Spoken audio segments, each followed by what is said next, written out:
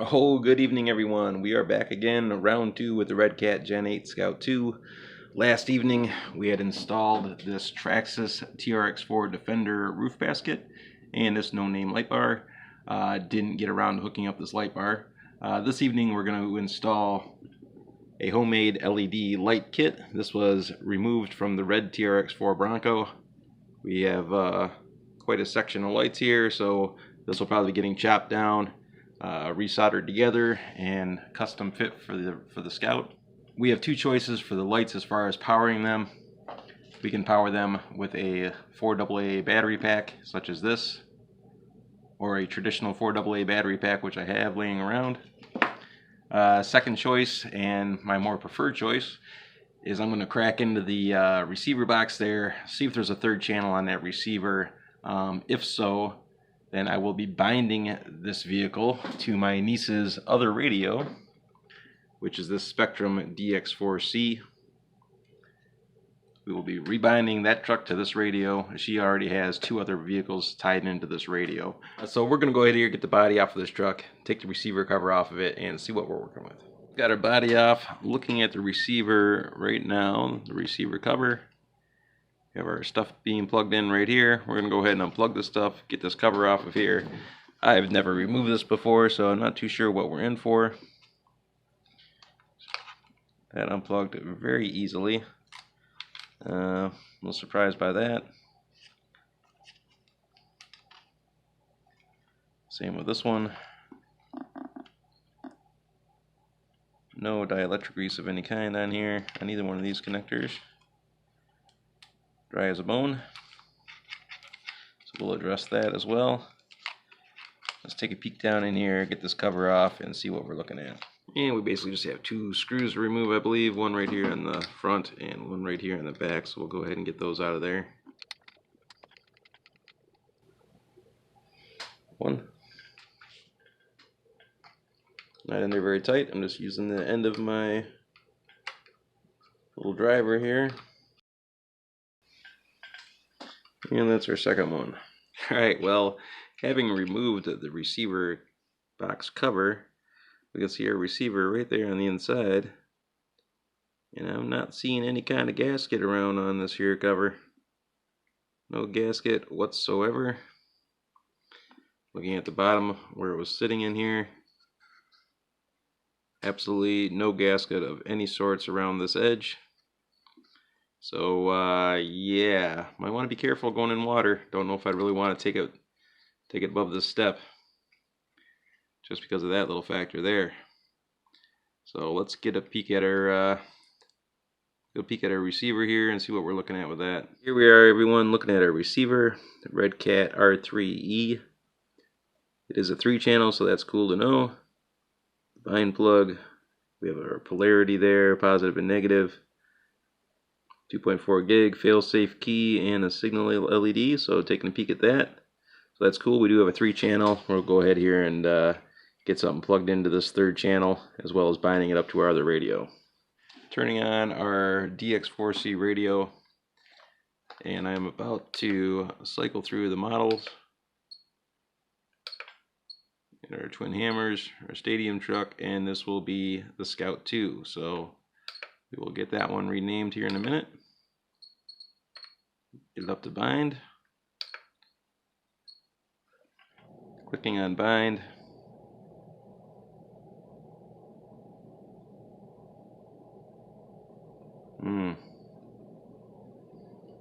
Not looking very promising. Not wanting to bind up. That is a little bit of an issue. Well, everyone, it is like 4:30 in the morning here now. Took a little break from this for a few minutes. Trying to bind this ESC with that Spectrum DX4C, and it's not wanting to work. Put the bind plug in there. Followed what procedures were in the manual, plus whatever common sense. I've bound lots of vehicles before, but for some reason it just doesn't want to bind up. Used the factory bind plug. Tried resetting the receiver. Still got nothing on it.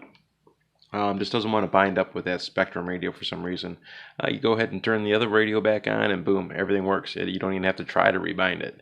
It's just bound up to it. So I don't exactly know what's going on with that. So basically, we won't be hooking this up to the Spectrum radio, unfortunately. I kind of wanted it hooked up on here, having, you know, a 4-channel radio, 3-channel receiver, plug the lights into it. I should be able to cycle through the lights a little bit. If at least I'd be able to turn them on and off using the radio, but seeing as we can't bind with this receiver, we're going to be out of luck on that option. For the moment, I'm going to hook up another little 3-inch jumper into the receiver coming out of the box and coming up on this side right here, and we'll just plug the lights into that jumper, and you know, worst case scenario, we'll just hook up an on-off switch. You know, we'll put an on-off switch in between the jumper and whatnot, so that way she can just turn them on and off from right here and have an option so they won't be on all the time. So we'll get to working on that right now. Alright, so I just dug into my wire box. I got a little 3-inch extension right here. Gonna go ahead and take this little cover off right here, attach this extension to the side of the receiver box cover, and then route it into the receiver itself. Most likely we'll be removing these wires right here for the ESC and for the steering servo, and putting a little bit of dielectric grease on each one of these connections before reconnecting it.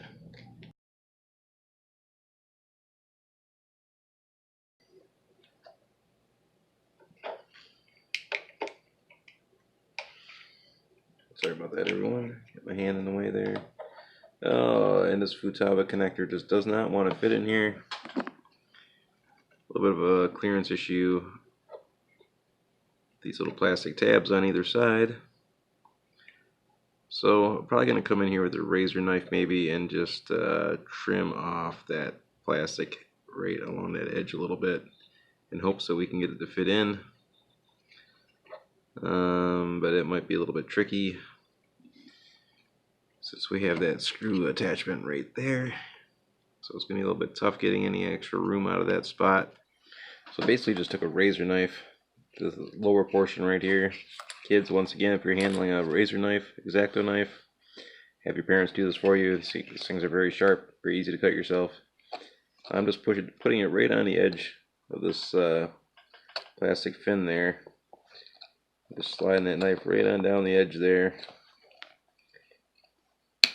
And cutting that off as best I can. Making sure that I don't take my fingers off in the process here.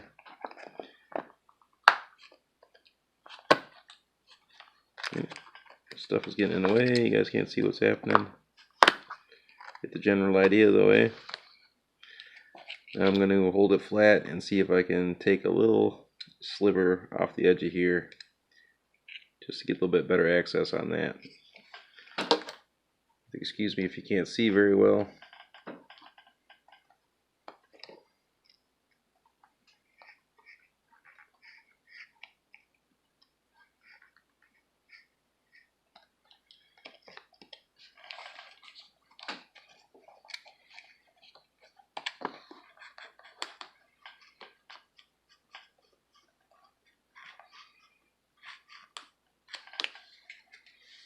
There we go. Just took a little chip off of that. Go ahead and see if this fits in here a little bit better. Definitely a lot closer. Oops, sorry about that. Definitely a lot closer than what it was. This bracket itself right here, I didn't trim anything off of that. So it's having a hard time making it over the gap on the actual connector. So I have to take this off and trim a little bit of plastic off the edge of here. Alright, so using the X-Acto knife once more, I went in and just trimmed a little bit off the edge here. And now we have it fitting together properly. Well, close enough. I don't want to take off too much. Start taking off too much and it's going to lose its strength right there at that tab. So, gotta be very careful on that. Kind of cut down on a slight angle. That way we maintain as much strength as we can at this right angle here. So that'll work for right the moment. We'll get this baby put back on. And there we go. All attached, relatively flat. Still secure. Still secure because it's catching on that little side part. At least I hope it's secure. It's definitely not going to pull that fatter top portion of the connector through, so it's not going anywhere. So that's going to do it on that part. We'll just go ahead and plug it into the receiver, get all these greased up with some dielectric grease, get everything all reattached, and hook it back up to the truck. As far as the dielectric grease goes, I'm just smearing a little bit across the front of this just to get across the base of all those connectors, a little bit just across the back, just to put a little bit of a gel on there to make that as water friendly as possible. Hopefully give this some long life. That is channel 1 and channel 2, steering and throttle on the receiver. A little smear there across the surface of that. Once again across the back. Not overdoing it. And this is our this will be our lights here with channel 3. So we'll go ahead and get all this plugged in. Yeah, sorry about the camera focus there, everyone. Alright, so we're all plugged in there. We'll go ahead and get this back on the truck. Alrighty, we've got our receiver back into the receiver box top here as best we can, making sure that our wires are fitting into the grooves. Pretty much sitting the way that it was in the beginning, laying sideways in here. So this is ready to be put back on. We could put some dielectric grease or something around that gasket and around here to try to get this as waterproof as possible, but that'll collect a whole lot of dirt and kind of make a mess of things. It'll be a real pain in the butt anytime you have to get into that, and it's not going to guarantee that that's waterproof. So I think for the time being, we're just going to try to keep it above the belly pan when we're out playing around in the water until we come up with a different solution, maybe a different receiver, like a Spectrum SR415 4-channel receiver, so we can bind it up with the Spectrum radio, or possibly even plastic dipping receiver. So nevertheless, we'll go ahead and put this thing back on and continue with our light project. Yeah, really not missing anything here. Putting it back together. And then just looking at the side of this, you can see that it's definitely not waterproof at all. Big old hole right there at the bottom. So you can run more wires out if you want to. Nice little setup with the extensions and all that stuff coming out of the box. That's, you know, that's cool, being able to connect things up over there. This is definitely uncool. I guess it's cool in the aspect that it'll let water drain back out if it gets in there, but yeah, nevertheless, there we go. We got her back together, and we're good to go for some power on our lights. Well, alright everyone, I've got our truck plugged in, our ESC turned on, our lights are plugged in. Basically have a Tamiya, basic Tamiya on-off switch right here, like from an old battery eliminator circuit. We've got our radio turned on over yonder there. And we're just going to go ahead and turn the switch on, and boom, there we go. We've got all our lights working, so we know everything works currently. Definitely getting power. Just going to have to use a on-off switch until we get this hooked up to a different radio. So, alright, well, we know all the lights work. We know our power supply works. Time to start hooking it up on the truck. Here we are, everyone. Trying to speak softly here. It's 5 o'clock in the morning. Have all our lights laid out in the body of the truck. Tail lights in the back. Headlights separated in the front. 4 headlights, 2 for each socket there, or for each bucket. Separated the 2 strands, brought them up underneath the fenders, looped them around, giving us plenty of slack. I'm going to dig into the Gen 8's factory parts bag that I have off to the side here. Get our hardware that we need and our light bulb hold downs so we can mount these in place. We're going to start at the front and work our way to the back, all the way to the back of the truck. That way we have all our length down, tape our wires down, so I'll know how much I need to cut out if I need to cut anything out of it. And then we'll probably have our main wire dangling right down here on the driver's side, probably in this area somewhere, dangling down, making sure that we have enough slack that we can remove the body without worrying about ripping out that wire, and making sure that we don't have too much slack so that it's getting bound up inside the drivetrain, or hanging down below the truck. So we'll get started and start digging out some hardware here. Well, everyone, at 5 o'clock in the morning or 5:25, I can honestly tell you the sound of screws hitting the floor is the last thing you want to hear. Ripped into this parts bag, rip being the key word. Screws everywhere, busting out the magnet and flashlight trying to find everything off the floor. But here we go, we got our hardware bag open, all our light hold downs, our spare tire carrier, optional body mounts there. So we've got our parts laid out here, at least the 6 hold downs that we'll be using for the project, assuming these are the right screws for that project. You want to make sure that you put your screws in on the right side. There's a little cup on the back half of these little hold downs that would be holding the light into the socket. So this is the outside right here. So I'm also going to use one of these little screws and go ahead and just chase the threads on all these light sockets, or these headlight buckets and the taillight buckets, just so I know it's going to thread in without a problem. And I can honestly tell you, everyone, when it comes to putting a screw in the chrome plated plastic like this, you're definitely better off starting it, running a screw in it beforehand, like pre-threading the plastic before you attempt to mount those hold downs on there. So I went ahead and located where we're going to be mounting all those hold downs, which is this little side socket here, another side socket, another one right there. So that's where all the hold downs go. And then I used a longer screw and just went ahead and chased all those out ahead of time. That way it'll be nice and easy when it comes to actually putting the hold downs on here.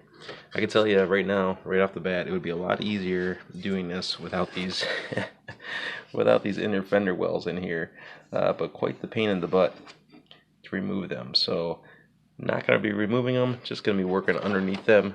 This one here, you got to come in on an angle from underneath on both sides. Only one that's easy to get to is this top light right here on either side. This bottom light, you got to come in from underneath, so big pain in the butt. Well, a few minutes later, everyone, we've got the first one installed, and I can honestly tell you that that was a pain in the butt. I don't know what RedCat was thinking by putting this inner fender well support right down here.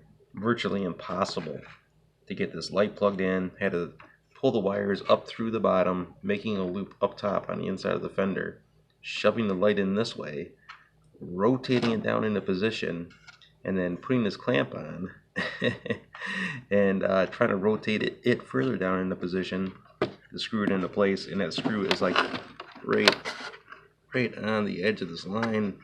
So really, in order to get the light in, I had to pull this up. Like I had to push down on the fender and pull up on this to get all that fed in there. So big pain in the butt, not very easy, and the clearance is extremely tight in between these wires in the back of this bracket back here. So don't exactly know what they were thinking when they put this bracket in place.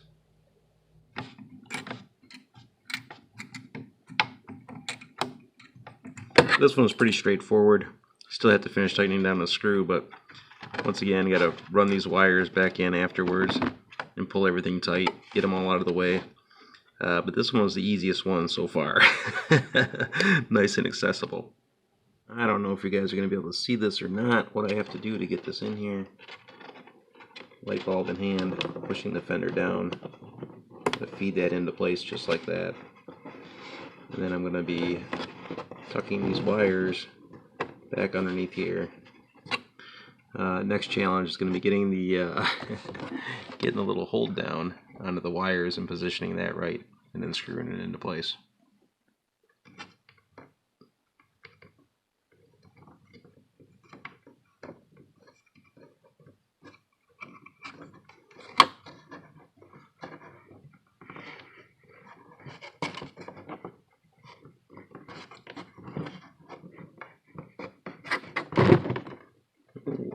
Disturbance. Alright, well, it's just about in the right spot. Now I'm going to have to hold this down and tighten that down at the same time. And we're back again. It is now 6:20 a.m. We have our wires ran and taped using my preferred method of 200 mile an hour tape on that. Toughest part, especially when you're working by yourself, is trying to get in these thin lines to get those wires and the tape away from the windows in case we ever clear these windows out. I don't want to have those wires showing. Haven't really trimmed anything off of this wiring harness other than these two running lights that I have off to the side. Basically just, these are smaller bulbs. Basically just cut those right out of the loop. They were the side marker lights on the back of the Broncos. I think we'll have just enough really to get both of these plugged in. And once we get these wires taped down, we should be good on that note. The only other thing to do is probably to connect these two together. So what I'm probably going to do is just go ahead and solder the main headlights on the vehicle itself into the light bar right here, just the positive and negative, and so they're both just drawing off of one plug. So next thing to do right now is basically just putting the hold downs in for the backlight bulbs, finish taping those wires down, and then joining these two together. Now, I don't know about the front lights, everyone, but at least as far as the back lights are concerned, literally impossible to get in underneath that with any kind of a screwdriver of any sort in order to tighten this down. I found that it was actually easier just to remove the headlight bucket or the taillight bucket right out of the housing. Just take it right out of the housing. That way you have easy access to it. Real easy to get to. Just pull out two screws on the outside. Upper screw, lower screw, housing comes right out, nice and easy. Front's a different story. It's actually screwed in from inside out, so not as easy to get to on the front, just because all the screws are on the inside and you have to get underneath those fenders once again. So back's nice and easy, front's a little bit of a pain in the butt. All right, well, we've got all these put back together. Just took the whole bucket right out of here. My niece has rolled this truck a couple times, everyone. And I just noticed now that she's got a big split in her body back here, so a little mental note on that. Bodies aren't very tough on the old Scout here. She rolled it the first day that she had it too and put a nice gnarly little dent in it right here. No big deal, you know, if you're not scratching it, you're not having any fun, but would expect a little bit more out of the body than to have it ripped like that, so that's a little bit disappointing. Since we were gone, I went ahead and cut the light bar wiring harness and cut in the regular truck headlights and wired them into the LED light bar wiring harness. And I'm going to go ahead and solder these all together, basically just using a positive and negative off the LED light bar for the rest of the lights. So whether it goes into flashing mode or not, I'm not too sure. I guess we'll find out after we solder it all together. So let me fire up the soldering iron. We'll get these guys patched together, get everything all shrink wrapped, and go from there. We have all the wires done up on the truck, bound together. Everything has been individually shrink wrapped. And then I use a larger piece of shrink wrap over top of the whole mess just to keep everything nice and tight. So that is our current wiring harness right there. Just about the right length. I need to go ahead and get to working on this on-off switch and shorten it up a little bit. Also put some shrink wrap on these and clean up these connections while I'm at it. Not my most proudest moment in RC history. Sorry for talking quiet here. About 7 o'clock in the morning currently. Have our wires all cut, shrink wrapped, resoldered back on, double-sided our on-off switch to the top of the receiver box. Our other wires have been shortened and shrink wrapped and soldered. Our switch is not in the way in any way, shape, or form. It's not going to stick out and hit the body. It's right within the line there. Nice and easy just to stick your finger up through, give this a click to turn it on, or click it back off. Only thing to do now is just to slap the body on it and give it a test. Have all the wires ran in the body. All tied together nice and neat. Not the best tape job in the world, but we do have it all taped down as neatly as possible, so our wires really aren't being exposed. I used a little bit of duct tape and placed it right over top of these open sockets just to keep dirt and debris out of there until we eventually do get light bulbs for those spots. But in the meantime, we're just going to keep them covered. So we're pretty much all good to go. We're going to plug it in and see how things work. Alright, we got our body back on here. Flash is off, looking at our lights. Both our headlights are working high and low. We've got our light bar lit up and the back of the truck is lit up. So it looks like a finished project right there. All running off of the truck's main receiver power. So that's powering up everything. I have the main truck lights wired into the LED light bar. The flashing mode on the light bar doesn't seem to affect the other tail lights. So we're all good right there. And that's going to do it, everyone. Thanks for watching. Much appreciated for everybody hanging out for the build. The truck is all wired up and good to go. Unfortunately, we couldn't bind up that Spectrum radio to it, so we're still running off of our factory Hexfly radio there. But we are running off of the truck's power, having it plugged into the receiver there, so that's a good note. Wires aren't conflicting with each other, so that's a good note. On-off switch works good. Everything's all wired up nice and neat and tidy and ready for the trail. So that's going to do it, everyone. Thanks for watching. Hopefully you enjoyed the build, and we'll see you on the next video.